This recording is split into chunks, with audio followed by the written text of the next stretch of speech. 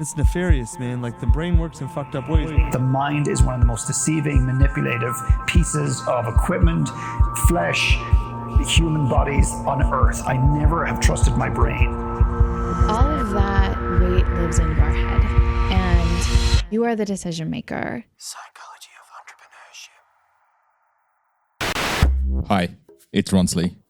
If this is your first volume, welcome. This is a weekly series where I go inside the mind of an entrepreneur, artist, athlete, academic to decipher what is the psychology of our decisions. I'm Australian, and I'd like to start by acknowledging the traditional custodians throughout Australia and recognizing their continuing connection to land, waters, and community. I pay my respects to them and their cultures and to elders past, present, and emerging of the land I am standing on today. Extend my respect to the Aboriginal and Torres Strait Islander people who listen to this podcast. My next guest has won an award at the World Health and Wellness Congress, as well as awards from Vogue's Best of Industry, GQ's Under 40, and Time's Power Man of the Year. His name, Luke Coutinho, and he and his team literally cure cancer, amongst other illnesses and diseases that we've all been told that we can just, quote, live with. He's highly sought after, and he has to preface everyone that hears about him for the first time with this disclaimer. I am neither a god nor a guru. I am not a healer or a doctor or a cult leader. I am Luke Coutinho, and I practice in the field of integrative lifestyle medicine and life coaching, end quote. I'm not going to pretend to be someone who studied a lot. I studied what I liked to study. I could never understand complicated. Whether it was an equation in chemistry or physics or whatever it is, I could never understand complicated. I still can't. You show me a P&L sheet, like I have this aversion. I can't see too many numbers on a sheet or all of that stuff. But that turned out to be a skill. Instead of me looking negatively at it, I've learned to look for simplicity within complicated health problems. That's what our gift is. That's what my gift is. So in a complicated case with cancer and diabetes and everything else, I'm able to see a gap which everyone's missed, which is simplicity. And just by getting them to eat right, manage the side effects of the medication, get them to manage their stress levels and everything else, we have patients in remission today. Okay. And I'm not saying it's only because of me. It's because of a diverse team, the oncologists, the chemo, everything's worked. But we've been able to keep a certain amount of people in remission and put them there compared to a couple of people who are not able to get there, who don't do anything but just take the drug. So we see that. And, so I believe I can only see simplicity. And I can't see complicated things. When I'm presented with a complicated case or a complicated situation, my mind will only find, in the simplest possible ways to be effective. And that's worked for me. I'm not ashamed of that. Simplicity has worked for me. Absolutely. I look for ways to make complicated issues simple so it becomes easy for me to understand and easy for me to do. And that's the same kind of skill I use. We have very complicated cases, and I have people in my team who are way more qualified than me. It's as simple as that. The case goes to them when it's complicated. We all work together. If I can't handle something, someone else handles it. Like finance. I don't want to try to be an entrepreneur and manage finance, but I don't mind paying for the best CFO in the industry who will handle my finance, and I can sleep at night without even thinking about having to do something that's complicated. And I can put 100% of my energy in my core work, which is my patients. And that works for me. By the way, Luke and I also studied together. Actually, in all honesty, Luke and I were probably 2 of 8 friends that missed a lot of classes. Because, we kind of did everything from playing cards to going to the movies or finding a place to eat during class hours. We also played a lot of football and cricket in less than ideal situations. But enough about that. In all honesty, I would say that both Luke and I didn't have the best relationship with authority or the faculty at school. I would say that it was just an overload of content for us. A lot of that content, even the teachers didn't know why they were teaching us. The world is complicated now beyond measures. We have an overload of content. We have an overload of, content consumption. But you would think, because there's a lot of good content out there, and there's a lot of crap as well. But you would think that with so much of content, people are able to actually evolve, not just in health, in every aspect of life. But what happens, and what I've noticed, because we have some of the most brilliant people who come to us sick or with problems, and what they're missing is simplicity. They've forgotten that 2 or 3 generations before us, your parents, my parents, our parents' parents, they didn't have content. They lived their life on wisdom and intuition. Okay, they weren't dying of poisonous mushrooms and all of that stuff. They just knew it because it was tradition that was handed down by the generations with trust. And if you look, lifestyle diseases at our parents' time and our parents' parents, we're at the lowest. Today, we're at the highest. Lifestyle diseases, what? 92% of people are in chronic illness. When I say lifestyle diseases, I also include, cancer, metabolic syndromes, everything that people are suffering with today. And we're stuck there. You would think in a world that has so much, chronic illness shouldn't exist. But then the system is such that there's no money in being healthy and there's no money in being dead. All the money to be made is in being chronically sick. The moment someone dies, they're a liability to the hospital. They need to be out quickly so you can free up a bed. And that's the sad truth no matter what. This doesn't mean the medical fraternity is corrupt. A lot of it is. So is the pharmaceutical, so is the nutrition and lifestyle. There's good nutrition and bad nutrition. There's good allopathy, bad allopathy. There's good homeopathy and bad homeopathy. There's good and bad of everything. But the problem is people are so filled with content right now, and social media and the news has kind of molded our minds. We're like puppets. They control the way we're supposed to believe how life has to be. So, you'll be surprised, where in countries like the US, London, even Australia, because we have loads of patients from there, they don't believe that there's something called lifestyle. It doesn't make sense to them. They don't believe that they can get better without a pill. And we don't ask them to choose between a pill. We're not alternative medicine. We're integrative medicine. We have medical doctors. We have allopathic doctors. We have oncologists on our team. So we believe that you take what you need, but you also change your lifestyle. So how exactly does Luke's team help their patients transform their lifestyles? They focus heavily on clean and healthy eating to allow for the body to repair, detox, and function, along with providing tools that can be used to help alleviate chronic stress and achieve the right amount of exercise and deeper sleep. One of the things that annoys me more than anything is the glorification of fast food restaurants.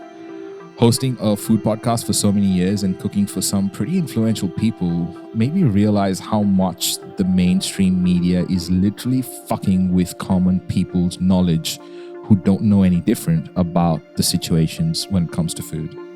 And most annoyingly, while growing up in India, all I ate was fresh, healthy, cooked food. Now, McDonald's seems to be the place that the middle class of India take their kids to celebrate their milestone birthdays. Yeah, so like India, it's status. So people, because it's been advertised that way. So people who are coming into Mumbai city or Goa was waiting for the first McDonald's to open. They saw TV ads and they believe that's status. Wow. I'm giving my kids a good life if I get them to McDonald's or throw a birthday party for them at McDonald's. That's clever marketing and clever advertising. It's all about that. These companies spend billions of dollars to get that ad right. Whatever it is. And that messes around with your mind. I'm in New York City 3 to 4 times or 5 times in a year. And sometimes I walk into McDonald's just to see and observe. And, once I had a conversation with someone who was obese and we just started talking about stuff and he was like, Luke, this is the only thing I can afford. This is the only thing I can afford. So McDonald's has also created that whole thing that, listen, we're just going to feed people either ways. Now, whether that's clever marketing or whatever it is, but, like I said, so somewhere in my mind, like this guy, at least he's getting something to eat. He's not getting, he can't afford anything else, wherever. But coming down to India, which is an educated country right now, and, we have all of these things, but there's the masses, and the masses get influenced by the screen. So it's still a cool thing for people to say, oh, I have a Coke and a burger. And for them, it's like that cool factor, that wannabe factor, like teenagers, like, yeah, I had a Coke and whatever. How do you make you feel? I don't know, it's just cool. So it's not like, oh, I feel good, I enjoyed the burger, the Coke refreshed me and all of that stuff. So a lot of people are living very mindlessly. Goa, the statistics of cancer, obesity, everything's gone up ever since fast food has entered Goa. It's as simple as that. You see long lines of people out there and good families and all of that stuff, But you can't really change them. And once they get the taste of that burger, once they get the taste of that, like even the food is designed to create that that neurological circuit of memory. So like even right now, I can think about a McDonald's French fry and I know how it tastes and I enjoy it and I love it. It's there. It's so embedded. But I also know I've programmed my mind that it's also the worst thing to do. So don't do it. But you see, the impression is still there. So imagine that in kids who don't have the ability to completely control with logic and rationale, but they're getting addicted because they're being fed all of that stuff. So it's a huge issue in Melbourne as well. We go in for, I love the McCafe. The coffee is excellent at McDonald's. So I step in to get a black coffee. But I'm surprised to see the amount of kids and elderly people with arthritis and all of that stuff eating it. But plainly, most of them don't know the effects it has on them. They don't know how bad it is. But I also do believe in balance, Ronsley, because I've seen a lot of people, they eat it. And some of these people, I've seen in America, construction workers, they take a break, eat at White Castle or McDonald's and stuff like that. And some of them are ripped, 6 packs, fit, all of that stuff. And so for them, they just look at food as energy and that's it. So you see the mind coming in play again, but they're ripped. I'm sure their medical parameters are clean to have a body like that. But they're having like 2 double Macs and all of that stuff, a big Coke. And so I also think the mind plays, if we do something with fear, we kind of manifest that. But tomorrow, if I'm going to have a burger and say, okay, this is once in like 3 months and I'm just going to really enjoy it and, value it. It's good. It's there. It's going to be fine.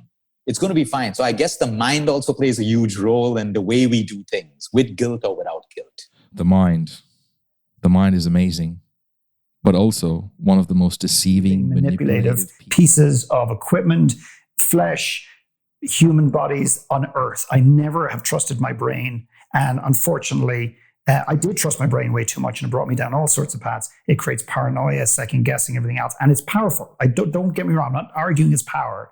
And some people say we use 3%. Some people say we use 10% of our brain. God love us if we ever figure out a way to use 50% of our brain. We will become mechanical and machine-like, which is already happening in the world. That is who we are becoming. We are becoming machine-like. That voice is Philip McKernan in Volume 1. I talk a lot about the things you do on a regular basis. Like, what are your reps? What are your regular repetitions? That is why I like certain routines, like I expressed a few times in other volumes before this one. If I don't have a routine, my day is going to collapse because for me, everything works on time. Every single thing works on time. So if I have a patient who's even 5 minutes late, of course, if it's a genuine reason, we accommodate it. If it's not, sorry, you go back to the end of the wait list no matter what, because there are other patients who need it. So everything is routine for me, whether it's the time I wake up, my meditation. I can't start my day without meditation. There's no doubt about that. That centers me. But there are some days where I don't want to meditate.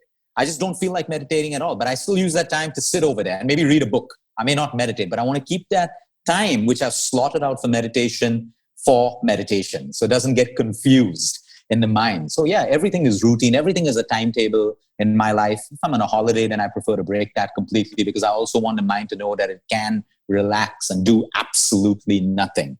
Absolutely nothing. But I think routine is what has saved us a lot of time because in our field, time is everything. Time is everything. Time is life in our field. The more patients we can handle in a day and at least get them set on their course, the better we feel. But sometimes a big wait list was very flattering at one point because we would have all the media channels. Oh, Luke, it's difficult. You have 1,000 people. It makes you feel important. And then all of a sudden, when you're going to bed at night, that importance turns more into fear because those are 1,000 sick patients. You're feeling good about it, but you should be finishing those 1,000 patients as quickly as you can.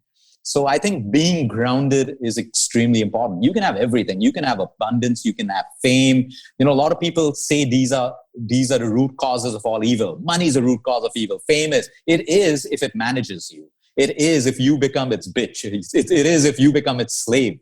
But if you're not, I think it's beautiful because with excess abundance, you can do so much. You can give back. You can add value to society if you do it the right way. But the moment it becomes greed, which again, you're connected only to the outer world. So what you have is never enough.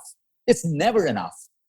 So when people come and say, hey, Luke, we put in $750 million. We'll make your company a unicorn. This. It sounds all great. And then you think when you go back home, because I believe in something called reflection. I end my day with reflection. That's a routine, no matter what.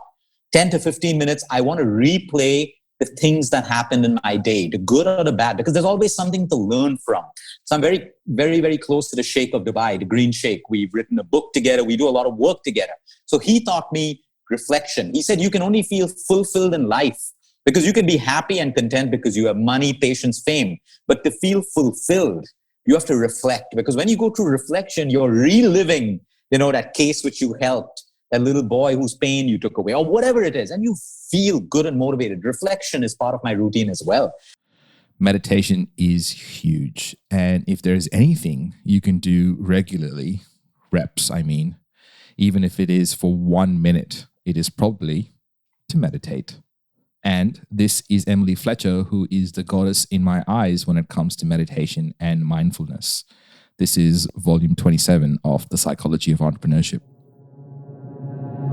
I found meditation, cured my insomnia on the first day, stopped going gray, didn't get sick for 8.5 years, started enjoying my job again, and just thought, why does everyone not do this? Left Broadway, went to India, started a 3-year training process to teach.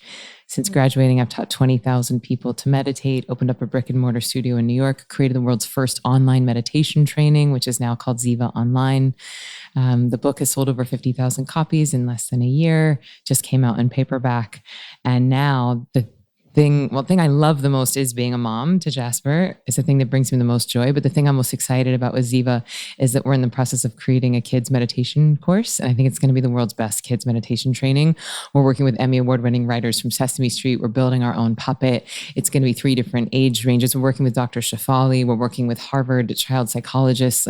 It's going to be really, really good. And I think the world needs it and is so ready.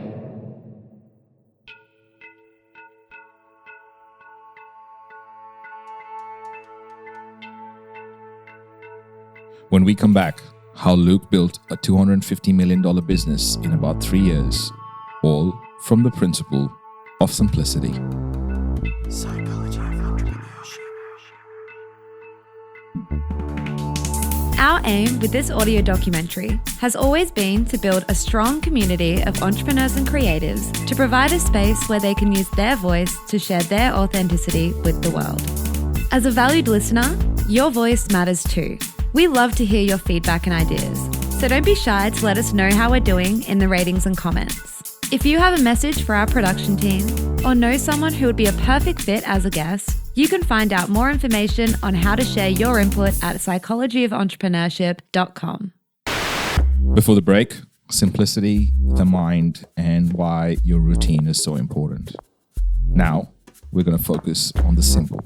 A few months ago, I caught myself with this thought that I wrote down and is now plastered on my wall. Quote, Ronsley, do you complicate things to sound smart or to simplify its explanation? End quote. So we come down to simplicity. If you ask me, we have a great business model today, touch wood, which we had no intention. I never wanted to become an entrepreneur. I don't think I have the skills to be an entrepreneur. I'll be very honest with you. My entire business today, which is probably, and I want people to know about it. It's nothing to be ashamed of. We're maybe about a $250 million business in about 3 years. Okay. And we never had a plan. The day I got into consulting with people, I decided to do just one thing, be effective. Just be effective. And I decided to share. So I went on to social media because one morning I came out of hospital and I was fed up of seeing 30 to 40 patients with the same symptom, acidity and constipation. I was like, there's got to be a better way. I want to do more challenging things. I want to be able to handle more challenging cases. So I said, let me just go onto this Facebook Live and talk to people about constipation and acidity because it's something you don't need a consult. You should know what to do at home and prevent it. So I went on, I did my first video was on acidity. I got 1 view, a couple of abuses, but I was like, okay, the next day I did constipation. And then someone messaged me saying, hey, Luke, I've done what you said for 5 days. I don't have acidity. Then a week later, someone says, my constipation's disappeared. For 15 years, I've had it. So I got motivated. I said, wow, something's working. So I continued to see patients, but I always figured that the things that can be fixed with education and awareness, I'll never go on to social media and say, take this pill and take that pill. It's wrong because you can't do it without a diagnosis. But acidity and constipation, migraines and headaches, things which are caused by poor lifestyle can be fixed with good lifestyle. So that was 4 years ago where I started off doing videos. And believe me, our business got built out of sharing. So I know a lot of entrepreneurs expect to hear the story that you had a vision and you had all of that. I didn't. I had no idea how to run a business. I had no idea what equity was. I had no idea about a P&L or anything like that. A long time ago, an Italian guy named Leonardo said something that was true back then, right now, and will be true in the future. He said, simplicity is the ultimate sophistication. So, please let me show you 3 examples of how something simple or easy can actually be very sophisticated or hard to do or create. My first example would be the skateboarder Tony Hawk. When that guy is flying up there 50 feet in the air, performing all his tricks, it looks pretty easy when he does it. But we all know it's really sophisticated to get to that level. My second example would be the cartoon, South Park. I love it.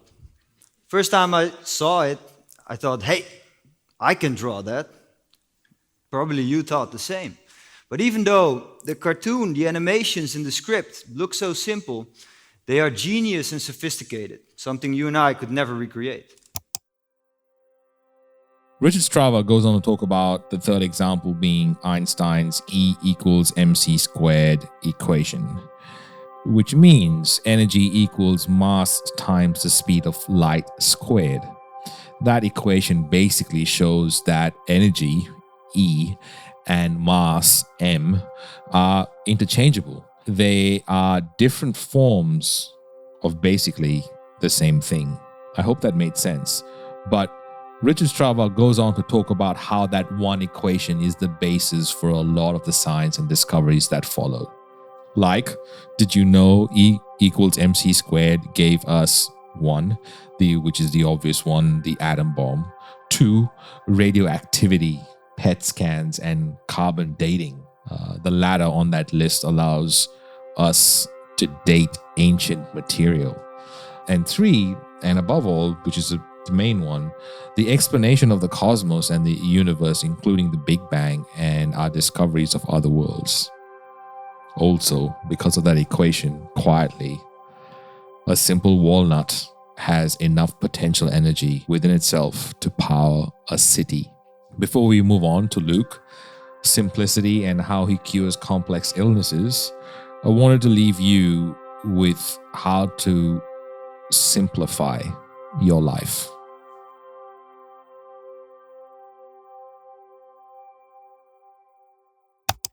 A lot of us want a simpler life. We often feel overwhelmed by busy schedules, long to-do lists, and responsibilities. It's known that happiness is found in simplicity, but most people don't know how to simplify their lives. This video will go over 8 ways to simplify your life, and we are starting right now. 1. Stop trying to do everything for everyone.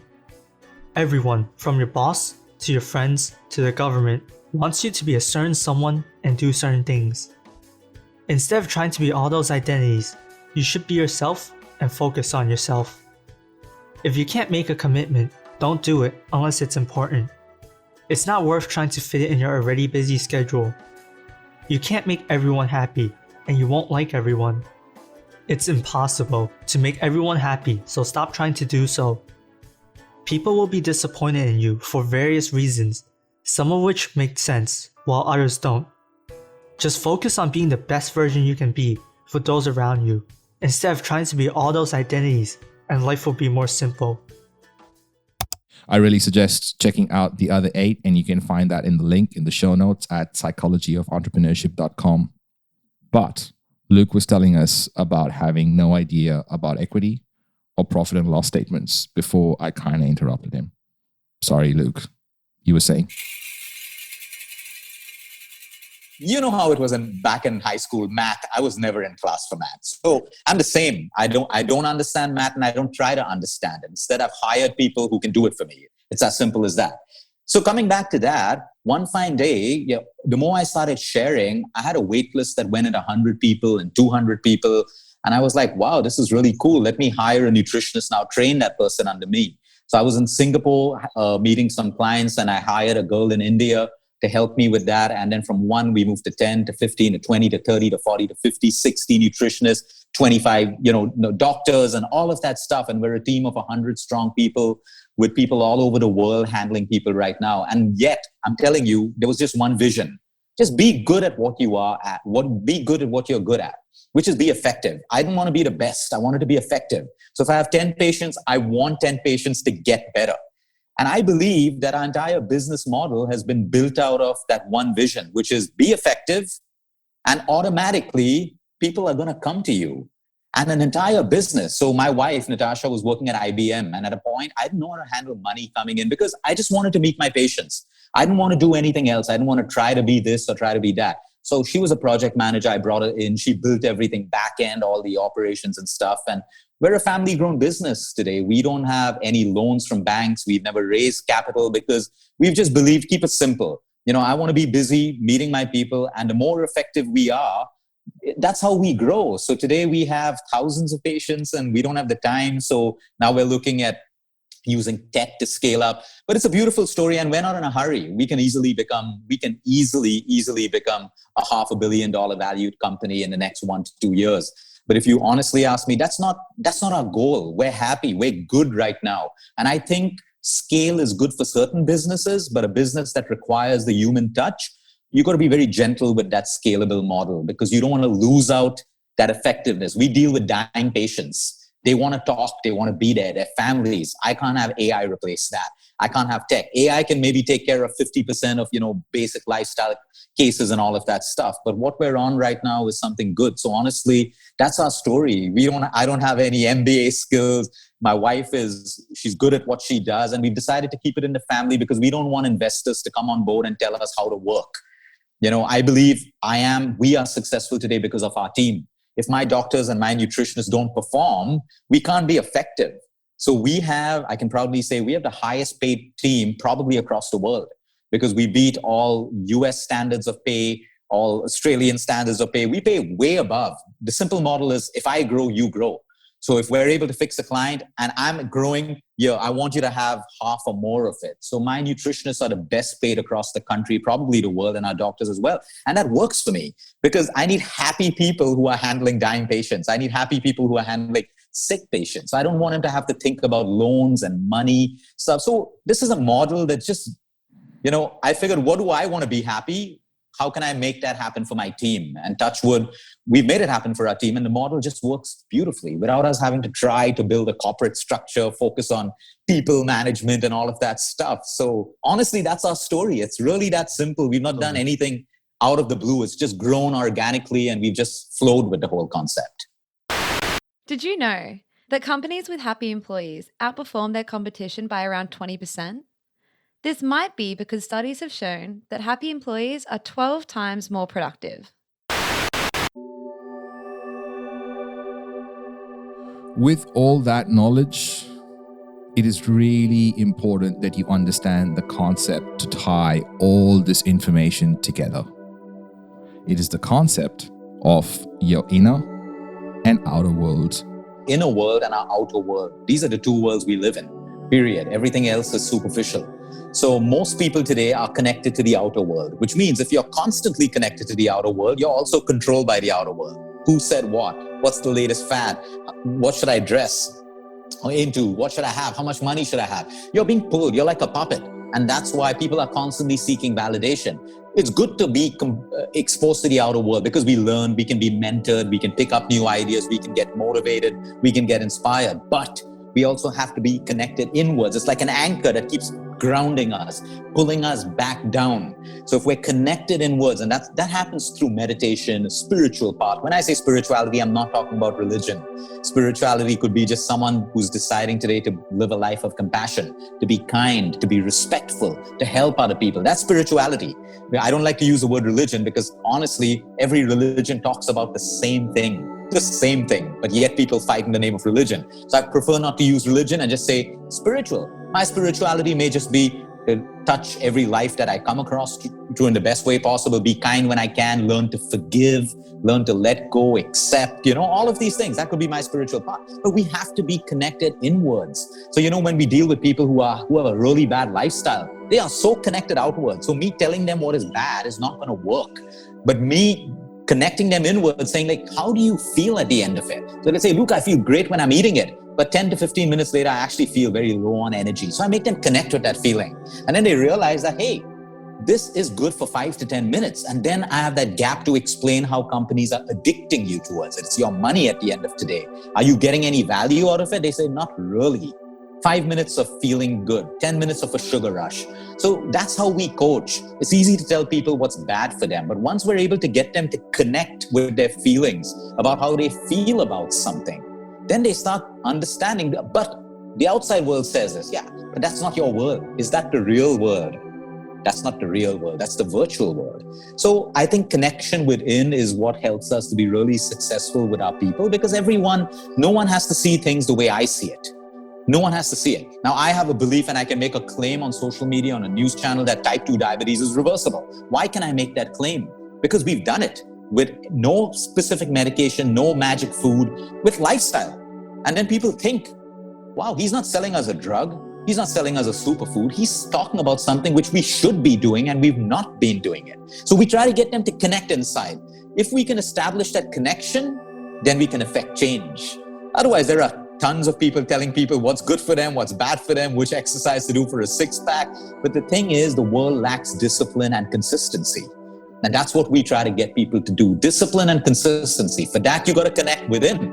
If you're connected outside, 5 days you're going to be good. Then you see something else and then you're disconnected again. So that's what we believe in. Before we wind up, I wanted to reminisce a little about school and my education, but I also wanted to pay homage to the late Sir Ken Robinson, who has spent his life working towards changing the education system. He actually has the most downloaded TED Talk of all time, and he begins it like this. Good morning. How are you? It's been great, hasn't it? I've been blown away by the whole thing. In fact, I'm leaving.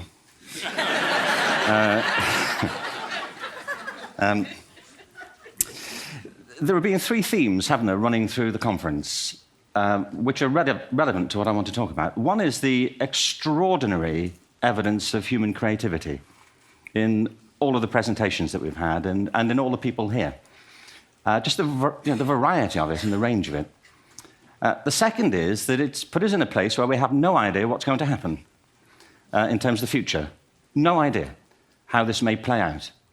I have an interest in education. Actually, what I find is everybody has an interest in education, don't you? I find this very interesting. If you're at a dinner party and you say you work in education, actually, you're not often at dinner parties, frankly. If you work in education, you're not asked, and you're never asked back, curiously. That's I think it strikes me. But if you are, and you say to somebody, they say, what do you do? And you say, you work in education, you can see the blood run from their face. They think, oh my God, why me? It's my one night out all week. But if you ask people about their education, they pin you to the wall. Because it's one of those things that goes deep with people. Am I right? Like religion and money and other things. Anyway, rest in peace, Sir Ken Robinson. I have never met you, but you have changed my perspectives and thinking in more ways than you can imagine. So, Luke, the education system, thoughts? The system definitely needs to change, but I have zero regrets. There was a reason, we had to go through that phase in the 11th or at 12. We had to, for me to understand what grace is, how I passed the 12th standard, how we passed it with, I don't even know, because I don't remember studying at all. We missed classes, we missed tuition classes and all of that stuff. And I think we were the lucky ones because a lot of people in our batch failed that year. A lot of people failed in the 12th. So when I look back at that, I kind of use it more as, I can easily say, oh, I'm cool and it was lucky. When I look back, I think that was grace, and it also made me decide how I want to move forward. From science, I moved straight to arts. I moved straight to Xavier's, and then from arts, I moved into hotel management because it seemed less complicated. And I thought, 11th and 12th, it was something I couldn't handle. I wasn't for science. So if I really look back at it, there's no regrets. And, today when I look at, the health of people, like if you remember, we didn't have toilets. We didn't have toilets in high school. We would pee behind a building, but what about the girls? So just imagine all the girls from 8 o'clock till 1 o'clock, no toilet. So they would not sip on water, which means if you look at health at that point and, how I believe everything I've gone through in my life is, if I look at it positively, there's a learning, and I can use that learning to infect change in, the work I try to do. And, so now we'll work with a lot of schools. And for me, hygiene is number one. Do kids have the ability to pass a motion or urinate when they want to? What about the canteen and the food? What about, how engaging is the education system? See, we never had sports. And we were young. At that phase in our life, we're meant to play football. We're meant to play cricket, but we wasn't there. So we broke the rules to make that happen. But imagine an education system which has sports in it and, and your physics and everything else. Then you're more balanced. And I think you have a more holistic education. So that was missing, but we chose to do it either ways because we were in that phase of our life, and absolutely zero regrets. Absolutely zero. Psychology of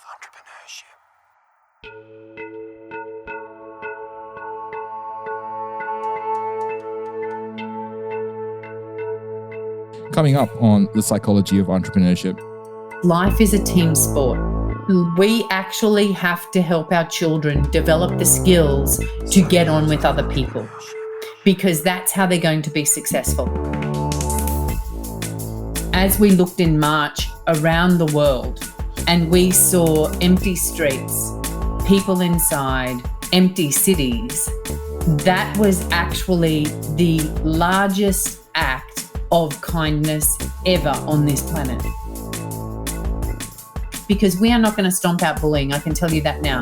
Bullying is rampant throughout society. If you look at what happens in corporate, there is bullying all the way along. Psychology of Entrepreneurship. I interviewed Luke Coutinho because he is the founder of an integrative and lifestyle medicine practice that has people waiting anywhere from 4 months to a year to work with him. He has received several awards over his years of practice, like Vogue Best of Industry, GQ Under 40, Elle Beauty Awards, and many more. He is a writer for several publications like Times Life, Mumbai Mirror, Parent Circle, Thrive India, Elle, Vogue, and more. Luke talks at global events across the world on health, lifestyle disease, children's health, and integrative and lifestyle medicine. His treatments have cured major illnesses, including cancer, type 2 diabetes, acid reflux, and high blood pressure, to name a few. He is an author, a healer, and a friend that maybe knows way too many secrets of mine.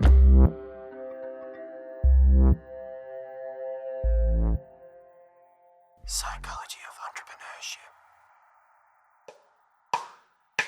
This is a Must Amplify production. Special thanks to every guest expert that has appeared on the show. Editing, voiceovers, and sound design by Kaylee Bunnyman and Tiago Vega. Guest research and content by Claire Gould and Corinne Castles. Project managed by Kaylee Bunnyman. Produced and hosted by me, Ronsley Vaz. For more episodes and where to listen, go to mustamplify.com/POE. Hey, it's Kaylee from Must Amplify. I'm the sound engineer for this volume of Psychology of Entrepreneurship. I'm part of the team that made this production come alive. I work as a part of a global team with our studios based in West End, Brisbane, Australia. If you would like a podcasting checklist, email me at kaylee@amplifyagency.media. That's KAILI@amplifyagency.media. We specialize in finding your voice and making sure it's heard by the right people. If you are considering whether a podcast is a good idea for your business, check out our other show on shouldistartapodcast.com.